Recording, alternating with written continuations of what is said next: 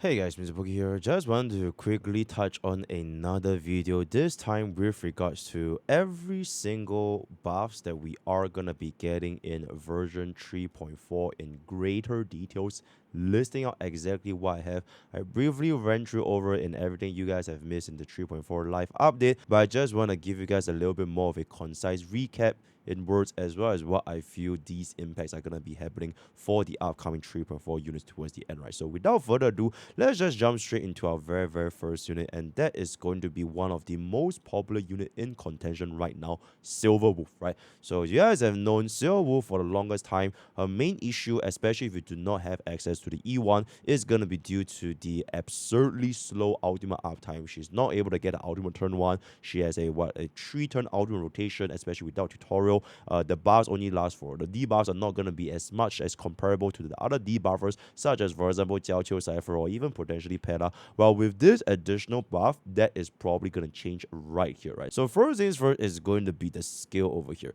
120% base chance, which means that if you were to compare it to the original skill, as you guys can see, this is only a 85% base chance, which means previously at level 10, Silver Wolf players had to hit 67% EHR in order to guarantee a 100% weakness implant against a 40% effect rest enemy. Now with the 120% base chance, this means that no matter what is going to be the case, you really realistically only need roughly 30-ish% EHR to guarantee the debuff. Basically more than halving the requirements needed to actually land every single one of your weakness implant every single time. On top of that, it is also designated to be the first allied unit within the matchup. So in the previous original iteration of Silver Wolf's weakness implant mechanic, it was to run her with mono quantum so that she is guaranteed to run the quantum weakness against the enemy target. Now with this addition of buff, you can essentially just run Silver Wolf with any sort of elemental DPS as long as that DPS is gonna be the first DPS within the team.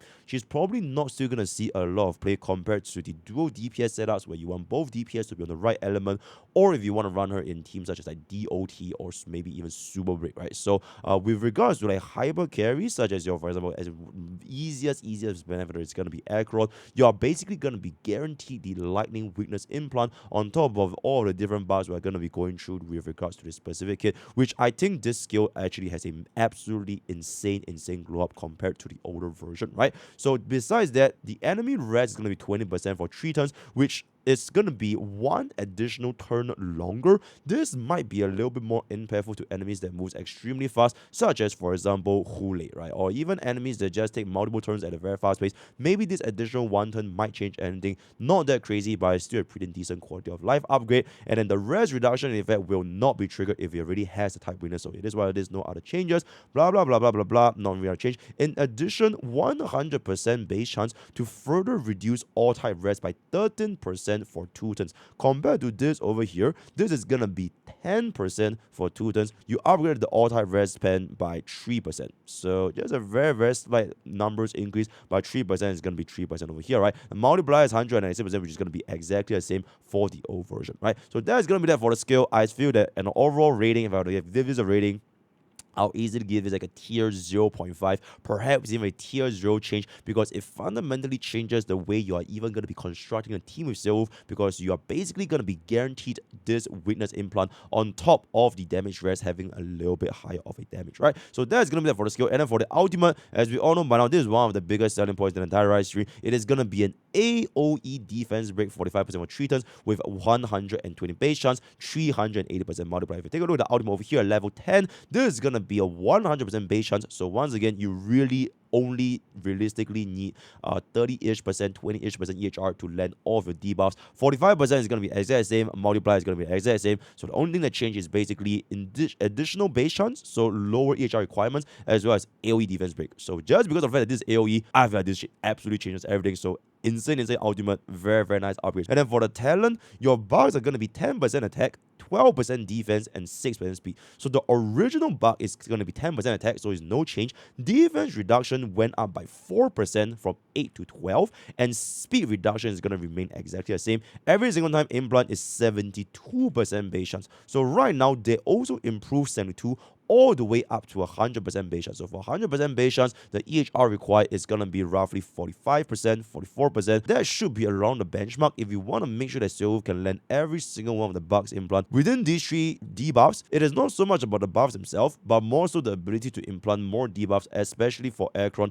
to get the additional slash dreams, right? The additional 4% to the defense, honestly, I think this is very, very nice because now that the trace is going to be no longer 8%, it is now 12%, 12% plus 45% from ultimate, that is already going to be 57%. If you add on another 24% from Cypher's Lycon, that is going to be a whopping 81% defense now from Silverwolf alone. So if you're going to be running units like Silverwolf alongside Cypher, you can easily achieve a 81% defense down on any target, which means that if you are going to be running like a Quantum DPS, 4-piece Quantum will then hit 100% defense down from just running Silverwolf alone. If you don't want to run Cypher, you can just give Silverwolf Cypher's Lycon, and that is 100% defense down for any Quantum DPS. And I think that the additional final 4% really made a difference to cement this as 100% defense down, which, as we know by now, 100% defense down is the highest damage multiplier debuff in the entire game. So I think this is absolutely very, very nice. On top of that, blah, blah, blah, blah, I think this is going to be not too important. Now, this right here, right? If the enemy is defeated, weakness implanted will be transferred to another enemy that hasn't been implanted with weakness, prioritizing the enemy elites that's going to be higher. Now, I'm not sure if I don't think this was in the original kit. Nope, it's going to be an added effect over here, right? So now that your weakness, right? So this weakness implanted, which is going to be from the skill, it can actually be transferred to the surviving enemy. Not too sure if this is going to be too relevant for Pure Fiction because Pure Fiction still has a lot of different mobs target, and one by one is going to be a little bit far, especially if you're up against the elite. You're never going to be killing the main boss towards the end. But for units like Apoc Shadows or even especially Memory of Chaos, I think this is a very, very nice addition to ensure that the debuffs doesn't require you to constantly spam your skills, although sometimes you might just want to spam your skills to get the ultimate as fast as possible. So pretty decent quality of life, so that's going to be there. For next up, bonus ability generate. Your bug's duration is extended for 1 turn. Every time we are inflicted with a weakness break, 100% chance to inflict another random bug, right? So this is going to be from the trace over here. This basically increases the base chance from 65% to 100%. So honestly, not that big of a difference. Just increase the base chance. Honestly, in hindsight, I don't even know why the hell they make Silver's base chance so low when every single unit in HSR has been getting like almost 100% base chance. So glad that they're actually adjusting it more to the current version 3 standards. So that's going to be that. Inject. This is absolutely massive, right? Immediately start off with 20 energy, which means it solves Silver's biggest issue of not getting a turn 1 ultimate. So now she can immediately get a turn 1 ultimate. On top of that, you get 5 energy at the start of a turn. So previously, this is going to be inject, which I don't know what the hell this is. Rubbish ability, right? Rubbish ability. And honestly, because of the fact that we actually buffed the debuff from 2 turns to 3 turns, yeah, it is just a whole new ability that completely fixes one of Silver's biggest issue, which is gonna be the energy rotations, right? So I would say this is a very, very nice upgrade compared to the older version of Silverwolf. So I will be looking forward to see how performance is gonna be like when we see our ultimate out time as well as turn 1 ultimate, right? So that's gonna be that. And for the side note, for every 10 EHR that Silverwolf has, additionally increase attack by 10% up to a maximum of 50. So if you have a 50% EHR, which should be the ballpark you guys should be aiming for, since the lowest base chance is going to be a 100% base chance. So at 45% base chance, you are guaranteed every single debuff in Silverwolf kit, right? Inclusive of 100%, 120%, what it's going to be. So she does get 50% attack buff, which I would say it's probably nothing too crazy. But to be fair, her multipliers are honestly not even that bad, but I think an attack buff is honestly not that important. This additional 3% rest, it used to be in this trace, but they basically removed the 3% back into this. So you now no longer need to add the additional rest. It is already from the kit itself. So this, they plugged it away, slapped it onto the skills as a base chance. So you didn't lose this 3%. It is still within the kit. It's just that she got a brand new ability for a essentially pretty much a 50% attack buff to make use of her kit to do a little bit more damage, right? This might be impactful. Me personally, I think this is probably the weakest change. I would have preferred if this was a little bit more like maybe with regards to like speed. That's the best scenario. Even if it's not speed, I honestly would probably prefer like HP, durability, sustain, or even effect rest, just to prevent yourself from getting those annoying crowd controls, right? So that's just pretty much going to be it. And yep, that is going to be the baseline for all of the Silverwolf changes. And this is going to be the next 2 are going to be the Eidolon changes, specifically with regards to one of the most used Eidolon 2 in the entire game. So now that they fixed Silver Wolf's base chance issues, where all of the base chance, it was like, 65% of the bugs,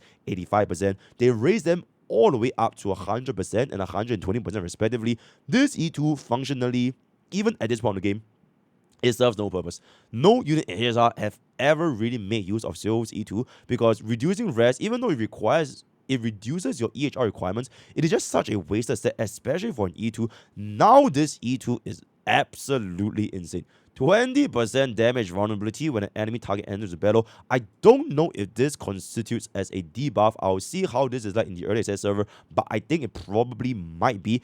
With or without a debuff, it is still 20% vulnerability right out of the gate, which is absolutely ridiculously. It's basically from effect res to vulnerability, right? You couldn't ask for a better effect change. Even from this alone, it's honestly already really good. But on top of that, when an enemy target receives an attack from allied targets, Silver Wolf has a 100% to inflict another random buff, which means that now if you use this E2 Silver Wolf alongside with a unit, specifically Acheron, her stack generation ability with the random buff, it is most likely going to be able to at least compete, if not outperform, even the likes of Jiao Qiu. To be fair, this is with E2, and for players without this E2, you will lose the vulnerability as well as the additional stack abilities. So I would say at a baseline, this E2 Silver Wolf is not so much to convince players to pull for E2 Silver Wolf, because frankly speaking, E1 into E2, they are still a pretty steep investment instead of strategies, and although Silver Wolf's buffs are absolutely insane, I do want to see how a performance is like outside of just an Acheron team comp alongside our version 3 DPS. If it's not going to be that synergistic, since we already have a wheelchair comp with Phylon coming on all the kind of stuff, then I could see a potential where there really isn't too much of reason to pull for the specific E2 Silver. I feel like this is really just more of like a quality of life, almost like a death listen moment for players that pull for E2 Silver last time, and I'm like, oh, yep, this E2 was a fuck you, right? So now you actually get to have a proper real E2, which I would say is going to be a lot more impactful for the E2 Silver Wolf heritage. So that is pretty much it. And for the Island 4, it is now 20% additional quantum damage based on your attack for every debuff, trigger a maximum of 5 times against each target during the use of ultimate. So previously the E4, it was 20% blah blah blah blah for every debuff. Okay, chat. I genuinely don't really know what changed, aside from the slight wording difference of after using ultimate to attack enemies, they changed it into after using ultimate to attack any enemy target. Everything else just looks to be exactly the same. Okay, I guess this is maximum of 5 times during each use of an ultimate, and then previously that was that. Now it's 5 times against each target. So I guess this ultimate is gonna be a lot better, but I really don't think there's too big of a fundamental difference, because now the ultimate is actually AoE, which means you are going to be hitting every single target. I think they basically just changed the wording to account for the fact that the ultimate is AoE dealing, because the fundamental effects are going to be exactly the same. Maybe with the E4, it will scale a little bit better with regards to the additional attack buff, but aside from that, I would say this E4 changes almost nothing, right? The biggest change as of right now is going to be the Island 2 with regards to Silver changes, and with that, we have come to the end of Silver Wolf's kit changes. I would say fundamentally, out of all of the 4 different reworks, Silver Wolf has had the biggest glow up out of everybody. If there was like a benchmark over here, if like Kafka, Blade, Jingliu, all the kind of stuff, Silver's like all the way up, right? She has the highest glow up out of everyone, and I'm really looking forward to see how her performance is gonna be like with Acheron, with other DPS, version 1, version 2, version 3, or even with like Saber and Archer. So looking forward to that in the future, right? So that is gonna be that for Silver, and now jumping into the next unit, and that is going to be Blade. So Blade's changes is basically gonna be a scaling a little bit more towards his HP. I think they removed his hybrid scaling, which I never understood why that was the case, as well as increasing his energy rotations as well as the ultimate taunt values, right? So for the basic attack, you can see over here, they changed it such that it is no longer an attack scale. I don't understand, since day one, why the hell is it a sum of his attack and HP? It legitimately just never ever made sense. But now that they actually made it to be 50% of your max HP, I think this is going to be a lot better. And now the scaling is going to be 10% of your max HP. Wind damage equals to 130% of your max HP to enemy designated target. Deals wind damage equals to 52% to adjacent targets. So previously, this is now going to be 100% of his max HP and 40%. And this is 60% of attack and 40%. So basically removing the hybrid scaling completely, making Blade a full-on HP scaling DPS makes sense. absolute W. It's about damn time. This should be the case since day one. Very, very nice, right? So everything else is going to be exactly the same. Skill, blah, blah, consumes 30% and the hellscape. His skill cannot be used. Damage can be 40%. The chance of receiving attacks greatly increases. This is really, really good because previously, this was never in the case over here. He never had the additional taunt value, so if the wording is going to be the same as like Jingliu's Light Cone or like Kelala's Light Cone, this is going to be an inherent taunt value increase of, I believe it was 500 or 600 from the HSR wiki. I'm not really too sure at the exact numbers, but it will basically at least increase the probability of him getting hit by 50%. So if previously he was getting hit like 50% was him, then 20%, 20%, 10%, now it should be more closer to like 75%. 15, 10, 10, something like this, right? But yep, basically increasing the taunt value, which I would say works perfectly with Blade because even My Day and like Jingliu, they already have their built-in taunt and they're sort of like their bruiser-ish units that actually wants to get hit. And Blade just not having the ability to have the additional hits received is honestly very, very, very suspicious. So I think this is going to be completely fine. Very, very nice. Everything else is going to be exactly the same. So basically increasing the taunt value within using the skill during this entire hellscape state, right? So that's going to be that. Then ultimate. So consumes 50%, okay, 150% of his max HP plus 100% of the tally. Deals wind damage equals 60% of his max HP plus 50% of the tally. Blah, blah, blah, blah, 90% of his max HP. So this ultimate over here, this used to be also hybrid scaling. Never made sense. Toss out the hybrid scaling, full on HP scaling. That is pretty much it. Everything else is basically unchanged. So this is going to be 150% plus 100%. Now this, it used to be 40% of attack and 100%. They completely removed the attack and now it's going to be full on HP percentage scaling. So makes sense. Absolute W. Cap is exactly the same. Just remove the attack multiplier. So that's pretty much it for the ultimate. For the talent, blah, blah, blah, blah, blah. Against one charge is going to completely fine. When charge, usually maximum increase follow-up attack, blah, blah, blah, blah. Restores HP by 25%. All charge is going to be consumed. I think this just looks to be exactly the same. Oh, remove. Bro, oh my god, I didn't even know. Okay, so Blaze just had an attack scaling for his entire kit. Bro, I forgot that his talent also scaled with attack. Oh my god, this unit was so good last time. It's crazy how people were like even doing 0 cycles. Oh wait, I did it. Okay, in any case, yeah, so this is gonna be now full on HP scaling. I might even say that, yeah, it's just the same changes for his basic, same for change of ultimate. So basically, outside from the taunt value, every single one of the kit in terms of multipliers, full on remove the attack, pure HP percentage scaling. That is pretty much it, right? So very, very easy fix to the multipliers. But now taking a look at his traces, first of which being the Vita Infinita, accumulated HP loss is set to 50%. You no longer need him to heal.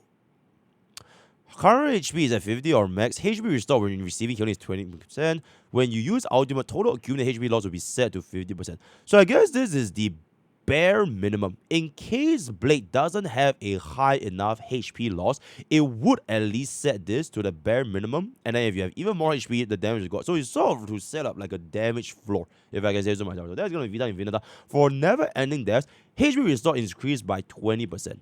So I believe it's going to be this. So they remove the weakness broken as well as the HP restoration.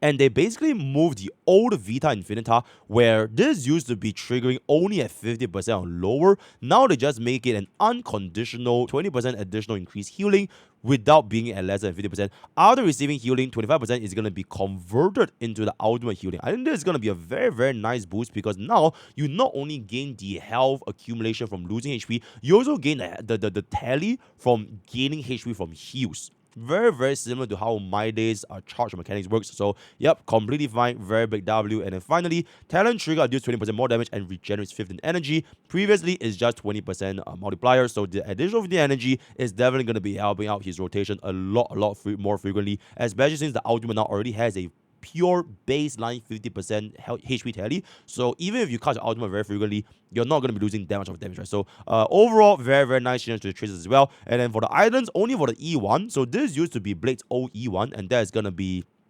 Oh, that has a lot of words. Blah, blah, blah, 150% of a tally. Okay, reset and review accumulated. So now they remove all that. EBA and ultimate additionally deals damage to one designator with the amount equal to 100% of the tally. Okay, so it basically no longer reset, and it also includes the enhanced basic.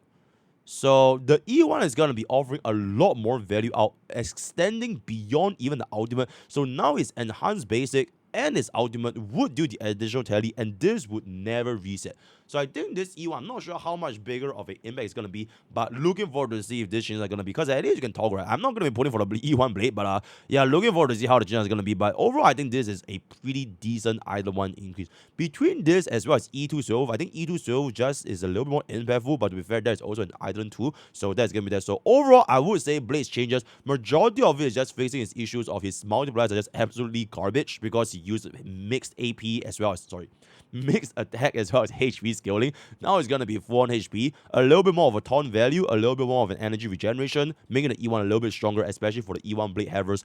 But this is, like I mean, a little bit similar to E2 Silver. It's not really to incentivize to pull E1 blade. It's more like if you already have E1 blade, his performance is actually going to be improving over here. Right? So that's pretty much it for Blade's improvements, right? Next unit, second last unit, and that is going to be Kafka. And I think this is the second biggest benefactors, potentially even the biggest benefactor for all units if you are going to be a DOT player, right? So skill, if you take a look, deals damage equals this, so multiplier, let's take a look at the differences for the multiplier over here. I don't even know if I messed up Kava skills. Okay, we actually did. So multiplier is exactly the same, 160 to 60%. If they are affiliated with DOT, all DOT immediately produces equals to 75% or 50% of the original damage. It's 75% or 50%. So they basically added or 50% of the original damage. Not really too sure what this means in full honesty. Maybe it's just like it's 6 a.m. and my brain is completely cooked. Yeah, I don't really know what is the additional 75% or 50%. Like, why would I not just want a 75%? Let me know what you guys in the comments below. I'm sorry for it's 6:30 a.m. right now. My brain is like absolutely fried for holy overworking. But let's just go through. Ultimate, okay. 80% multiplier the same, 100% base chance, exactly the same, 120% of aftershock. Okay, increasing this to 20% higher, right? So this is 20% higher from 100%, while shot received lightning hit was 290% of the attack at the beginning of each turn. Shot also lasts for 2 turns. So basically increasing this by 20%, not too big of a change. So between the skill and ultimate, I think just no change, guys. Unless they made the ultimate energy cost change, which was not stated, but essentially not too big of a deal between skill and ultimate. I think the main thing ultimate relies on the talent as well as the traces, right? So take a look at the talent. After your teammates use an attack, so no longer a basic attack, any attack, as long as a skill attack, I'm guessing ultimate as well, she can then immediately launch a follow-up. This effect can be triggered twice, with one use recover at the end of Kafka's turn. So instead of once, you can actually get the follow-up twice now. And on top of that, if you were to deal this follow-up attack damage, it's 140% multiplier, 100% base chance. So increase the multiplier by 25%. Yeah, 25%. Equivalent to shock the target, blah, blah, lasting for 2 turns. So, yep. Basically, more frequency of the follow-up attack, which, okay, wait, I just realized my talent is level 8, because I just never bothered to upgrade this. Okay, I'm guessing this is always been the same. Yeah, I'm so sorry, guys. Yeah, I just never level up my Kafka's talent, because this was never needed to begin with, because the multiplier is just so low. You just really just want to go for the utility. But I'm guessing the multiplier is going to be exactly the same. The main thing is just you can trigger 2 times now instead of once, with 1 use recover at the end of Kafka's turns. So if you are still going to be triggering very, very frequently, you might not get 100% uptime on 2 times every single time, which I feel like is a little bit stingy. Like, just give her full refresh, man. Like, why just refresh once, right? Just give her full refresh. But you know what? 2 is still better than 1, so that's pretty much going to be it. Okay, bonus ability Torture. When now ultimate is used, DOT from all instead of just receiving from shock. So that is going to be completely gone. So ultimate is, this defense is gone. I'm guessing they just basically added it towards the ultimate. Yeah, so they basically added it towards the ultimate taking damage from their DOT states equal to 120% of the original damage. So now you no longer need this trace. It is already built into the ultimate. It is no longer just shock. It is for all DOT, not just shock. It's for all DOT. So they move this into the ultimate. And now you have a brand new ability of if the target is 75% or more, Kafka increase their attack by 100%. Okay, because in the original live stream, they stated it as when all allies. Now it is when an ally, which means that you really just need that one ally to have more than 75% EHR to give them a 100% attack buff, right? Which means that I would say it's two paths. One path is you build EHR bubbin, because now building 75% EHR is going to be more efficient than building 100% attack. It is way more less subsets and main sets to build. So EHR means that Bobby is going to be the play to go, right? The alternative is, because EHR is technically a completely wasted stat on Robin, I think this will be a lot more applicable to the upcoming Hyselins. If you are going to be running Kafka alongside with like a triple DOT team comp with Kafka, Black Swan, and Hyselins, because now with this trace, all of them can scale with not just attack but also EHR. Whereas for Robin, it is just strictly for the sake of getting attack that you build a EHR body Robin, right? Between Hyselins and Robin, I don't know who is going to be getting more value, because Robin still gives you additional hits, additional damage, right? Attack buff, as well as 100% action value advance. But if this synergy of Kafka with two DOTs can outperform Bubin, then I can foresee this trace enabling the triple DOT setup, right? Because otherwise, you're really just building HR for the sake of building HR, and I feel that it's completely useless, especially if your third slot is not even a DOT unit, right? So that's pretty much going to be it. For Thorns, after using ultimate, your follow-up attack can tribute one time, and the follow-up attack causes all DOT to bomb. Oh, this is absolutely massive. Okay, this trace, redundant. Nobody really built that high of an EHR for Kafka anyways. Oh, this trace is absolutely redundant, because now, on top of getting two different triggers for Kafka's follow-up attack, which used to just apply DOT, now the follow-up attack can also trigger DOT. So now not only do you trigger with skill, ultimate, you now also trigger with the up to two different follow-up attack procs. On top of that, the ultimate triggers another follow-up attack. So I feel like the frequency of Kafka's follow-up attack, or like the entirety as a DOT trigger, is going to be vastly improved with the inclusion of the Taunt trace. I think this will make her the best battery, a glue, a fundamental, pivotal member of the DOT society that pretty much almost irreplaceable, because no other DOT units can trigger DOT as efficiently as Kafka, especially with the inclusion of the Taunt. So I think this is absolutely pivotal, especially with the changes to the follow-up kit. So now guaranteed 2-turn follow-up, after ultimate is a follow-up, everything follow-up, pop the DOT, stack DOT with Hyselins, with Black Swan. I think with this and this, triple DOT is looking to be a very possible scenario, right? So that is going to be that for the Kafka talent traces. And then going to the Island 1, 100% base chance to cast 30% more DOT. I believe this is basically changing from your talent follow-up to any attack. So follow-up, attack, basic, skill, ultimate, 100% base chance to get 30% more DOT. So yep, just removing the follow-up attack, making it to all attacks. I think it's a pretty small change, still a pretty nice change for the E1. E2, when Kafka is on field, DOT by all allies increased by 33%. So this is improving the multiplier from 25 to 33. I feel like at this point, if you do have an E2 Kafka, which I have over here, running triple DOT, probably with the inclusion of the EHR, with the inclusion of the DOT pops, with so many DOT pop frequency, I think it is absolutely worth it to consider running triple DOT.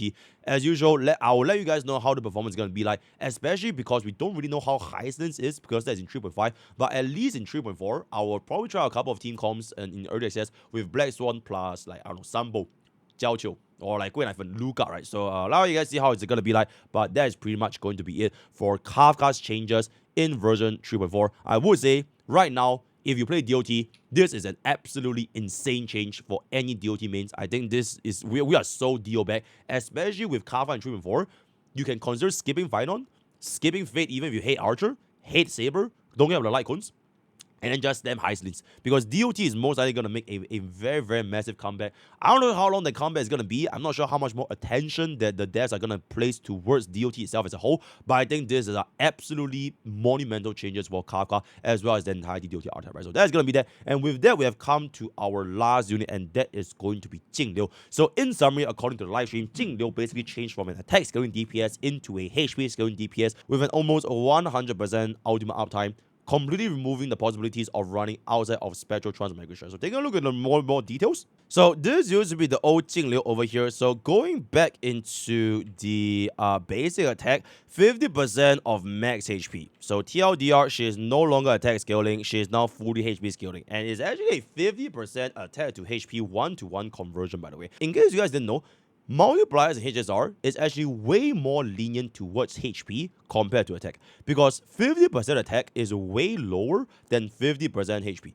Because if you take a look at your stats over here, it's very, very easy to see people building a high HP compared to a high attack for most units, right? So it is super possible, for example, if you want to build like a 4K, 4.8K HP blade with this kind of stats, it is a lot more likely to have a high HP compared to attack. So if it's going to be a 1-to-1 conversion of HP to attack strictly, it is going to be a definitive multiplier increase, because HP just simply scales way better in HSR, right? So something to keep in mind. Outside from that, scale 150% of max HP.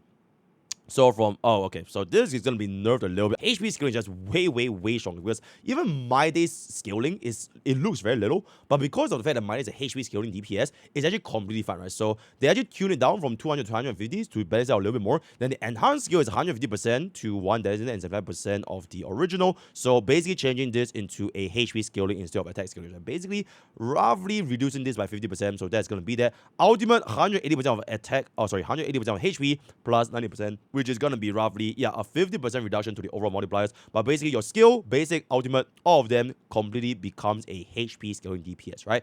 Then technique, I don't think this looks like there's too big of a change.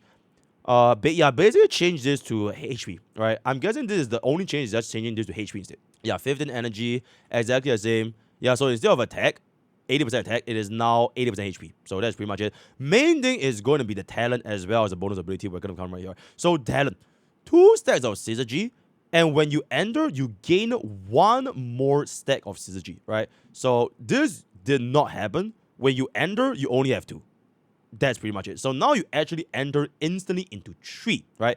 These are all exactly the same. So crit rate is going to be exactly the same. Action value advance is exactly the same. All this is the same. And then afterwards, consumes HP equals to 4% of your max HP. So this is also completely the same. No change. So far, the only change is you gain this additional synergy stack, which is very, very nice, because one of the biggest issues with Jingliu is just you cannot maintain 100% ultimate uptime anymore. Very, very annoying. So they kind of remove that. Now we have also this additional ability, Moonlight. So this used to be a attack buff, right? So your attack increased by 550% of the total HP, capped at 180% of the base attack until the attack ends.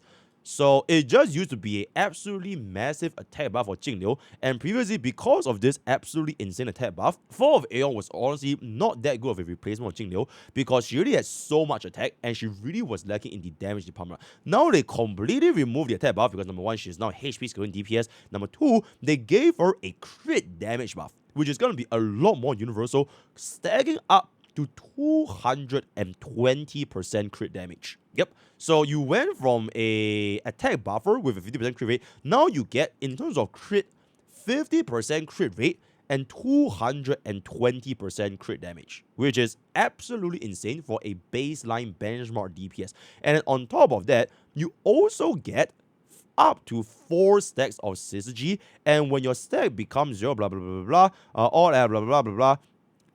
I remember there was this additional thingy over here. Okay, maybe it's not on this line, but it was something to do with the defense down, right? It was something to do with the defense down, but essentially they raised the cap from 3 stacks to 4 stacks. Then everything else is gonna be completely the same. And after ally receives damage or consumes HP a total of 20 times, you also gain synergy. Okay, so wait, I take it back. There's actually an additional line. If you receive or consume HP 20 times, you gain 1 more stack across your allies, which I'm guessing includes Mimo sprites as well. So if you hit get hit 20 times, you gain this additional stack, which may be really, really important to make sure that Jingliu still maintains within the synergy mode for special transmigration. So this effect is a maximum of 1 time per attack received by each target. So even though it might not be that crazy, like if it's gonna be a multi-hit, like if it hits you at 7 times, like Nigador Spears, all that stuff, it's still gonna be considered as 1. I think this is still a very, very nice quality of life. Not only do you get 1 more stack when you enter into the special transmigration at first, you also gain, I'm guessing before this thing expires, you'll get another stack, potentially up to 4 stacks without even using any external buffers, which I would say drastically improves Jingliu's ultimate duration of time. If you're going to be running on Sunday, I am fully confident that she will be in this ultimate state the entire time. She shouldn't be leaving this at all, which has been the baseline for all of our version 2 as well as version 3 DPS, right? So very, very nice changes overall to the talent compared to the old talent. And now jumping into the tracers, if res increased by 35% and ultimate damage increased by 20%, which is gonna be just going from 25% if res to an additional 20% ultimate damage. I would have preferred if it includes skill, because enhanced skill is also a big chunk of where Jingliu's damage is coming from. But 20% is 20%, or maybe just a little. I feel like this change is not going to be that big of a change. So it is what it is. Sword Champion. Okay, so this action value advanced for Transcendent Flash. Transcendent Flash, keep in mind, this is only your skill. It is not your enhanced skill. It is not your basic, not your ultimate. It is only your skill. So I think this trace is just absolutely fucking worthless for most situations. Now, they changed it to regenerate additional 15 energy, and after you use Moon on Glacial River, regenerate an additional 8 energy. Moon on Glacial River is gonna be the enhanced skill. So essentially, you are gonna be getting a much, much higher ultimate rotation. So during the state of her ultimate, the spectral transmigration, as well as even outside of ultimate. So let's just say touch wood, something happened in your crowd control and you actually left the ultimate state, you can now gain 15 additional, which means a single skill on Jingliu is gonna be 45 energy instead of the usual 30, which drastically improves the uptime even if you were to leave. So I would say this is gonna be way, way, way more important compared to 10% action value advance. So W change, and then finally, when obtaining synergies at max stacks, your next attack will ignore 25% of the target's defense. Now keep in mind, this is obtaining synergy at max stacks. So you do need to hit 4 stacks. So I would say, even though 25% defense is very, very nice, I am not too confident with how frequent we can trigger this in terms of a buff uptime. So I'm a little bit more skeptical, but 25% defense down is still going to be a pretty massive multiplier, especially if you run it with other defense down, such as, for example, our OG Pella, run it with Tribi, brand new Seal Wolf, who knows, right? So still a pretty nice little defense down, because this ultimate damage buff essentially got moved on over here, right? So they combined Frost Rave from this into this over here for ultimate damage bonus, and then you get an additional 25% defense down at max. So that's pretty much gonna be it for Jingliu's tracers. And finally, moving into the islands, the E1. Previously, you get crit damage increase for 24% and additional ice damage for 100% of the attack, and now this is gonna be 36%, so increased by 12, and then one instance of 80% of max HP. So basically changing the attack into HP. I don't think this E1 changes too much. A little bit more higher value, but doesn't really fundamentally change the unit, the way the unit plays, unlike, for example, Silver Wolf's E2 or even Blade's E1. So I think this is sort of okay. E4, each stack of Moonlight increased crit damage by 20%. The previous E4 was attack gain.